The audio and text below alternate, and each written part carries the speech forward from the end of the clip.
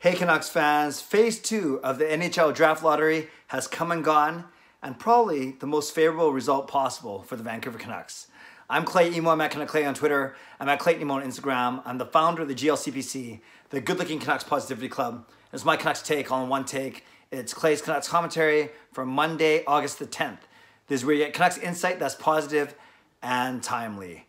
And thanks to those of you who wanted to be on my live stream or wanted to join me for my live stream last night. As you guys know, I had to postpone it until tonight. So that's the first programming note. I'll be jumping on to YouTube tonight at 10 p.m. and we can talk about the Canucks Blues series. We can talk about the Rangers winning the draft lottery, which I'll talk about in a second. And yeah, thanks. Everything's fine. As I said, a family issue, but everyone's safe, everyone's healthy, no one's fighting, but just something I had to take care of yesterday. So I look forward to joining you tonight. As well, tomorrow morning, look for a brand new playoff song from Marie and me. I'm so excited to release it tomorrow morning, and I can't wait for all of you to see it and hear it. It sounds a little different, but mostly it looks a little different than what we usually do, so I can't wait for you to see it, and I'm very excited. And I think once you see the song and hear the song that we do, it'll make perfect sense to you. Okay, let's talk about the NHL Draft Lottery. It was held about an hour ago. I was stuck in a Zoom meeting at work, but my son Sean ran down to tell me that the New York Rangers won phase 2 of the Draft Lottery. They have the opportunity to choose Alexis Lafreniere, who's the odds-on favorite to go first overall. And because I want to relate this to the Canucks, basically I thought that this is the best case scenario for the Vancouver Canucks. And let me explain why. Obviously, the 8 teams that were eligible to win this lottery, we knew because they lost the qualifying round. We knew that it was a placeholder team that would have the chance to pick first overall. So we knew from the West that it was Edmonton, it was Nashville, it was Winnipeg, and it was, I'm missing one, it was Minnesota, of course, the team that we beat. So Edmonton, Winnipeg, Nashville, Minnesota on the West. On the East, it was the Rangers, it was Florida, it was Toronto, and it was Pittsburgh. Those were the 8 teams that lost in the first round of the qualifying series. They lost the qualifying series over the past week.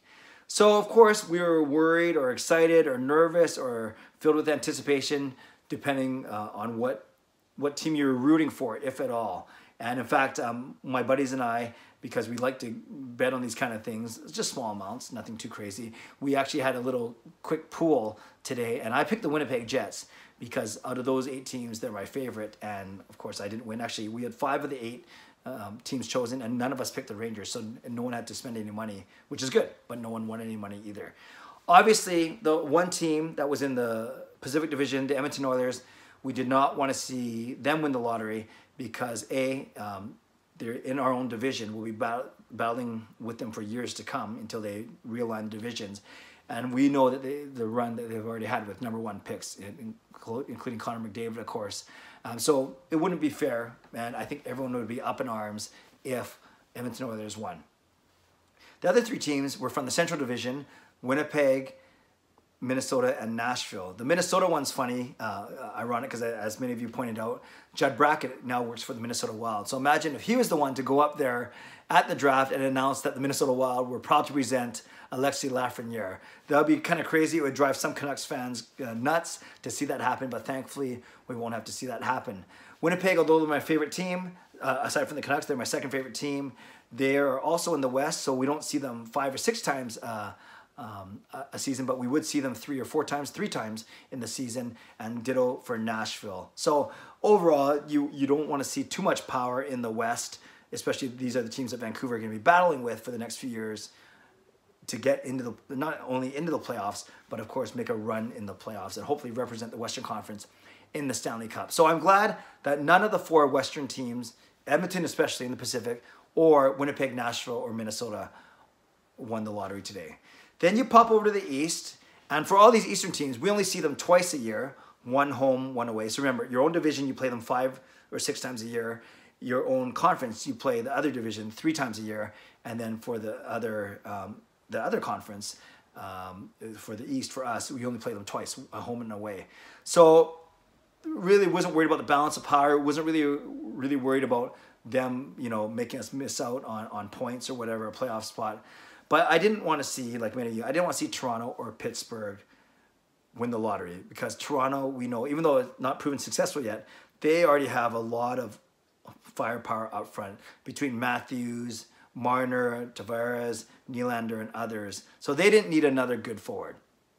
Pittsburgh, perennial powerhouse, they win Stanley Cups every few years, already really good drafting history in guys like Sidney Crosby and Malkin, who went number 2.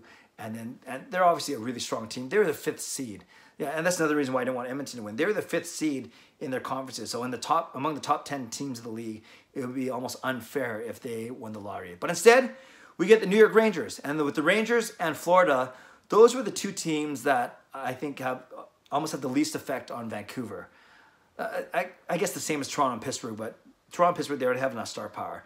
With Florida, they've had bad luck, or at least the players they've chosen have been good, but their organization is no good. So that's why they're almost wasting guys like Aaron Ekblad, who went 1st overall. Then I think Barkov went 2nd overall in his year, and Huberdeau went 3rd overall in his year. Also, Eric Branson is a 3rd overall pick, but we don't talk about him anymore. So the really only connection that Florida has with Vancouver, aside from being a frequent trading partner there, is that we're still paying this crap recapture penalty for Luongo's retirement for at least 1 more year, I think it is. So that's really the only connection we have with Florida. And with the Rangers, barely any connection, unless you want to count the 1994 Stanley Cup run. But hey, that was 26 years ago. I don't worry about that anymore. And yeah, you might say, well, they got Kaapo Kakko already last year at number 2. But they don't... The Rangers really don't affect the Vancouver Canucks, aside from being an original 6 team and a team that many fans throughout the entire continent still love to cheer. And they have a lot of fans cheering for them when they come here to Rogers Arena to play the Canucks. But overall, the path of least resistance, I guess you could say, well, hopefully you can say it a lot better than I do. The path of least resistance would have been the Rangers or the Panthers. So from a Canucks standpoint, I'm happy with that result. And then in increasing order of how much it would hurt, then Toronto and Pittsburgh were on the next tier, as also in the Eastern Conference, but have more star power. Then I'd say the three central teams with Winnipeg and Nashville, then Minnesota a step ahead of them because of the Judd bracket thing. And of course, the Edmonton Oilers would be the worst case scenario for us. But it is indeed the New York Rangers. So Canucks fans, let me know what you think. Is there any chance that the Rangers don't take Lafreniere? I don't think so, but you never know. That's why they called it the draft lottery, not the Lafreniere lottery, although a lot of people were calling it the Lafreniere sweepstakes for sure. And so do you agree with me too that the Rangers kind of the 8 teams along with Florida had kind of the least connection to the Vancouver Canucks, and therefore I wasn't upset at all. In fact, it was the best case scenario for Canucks fans. At least that's my assertion. Would love to know if you agree with me on that. Again, tonight, live stream 10 p.m. on YouTube. Hope to see you there. And tomorrow, look for my brand new playoff song with my wonderful collab partner, Marie Huey. I can't wait for you guys to see it. Very excited for you guys to see it and hear it. Okay, friends, leave a comment below. I love to read, react, and reply. Subscribe if you'd like to. Like this video if you'd like to. Stay safe, stay healthy. Take care of yourselves and take care of each other. Have a great day. God bless. And go Canucks go.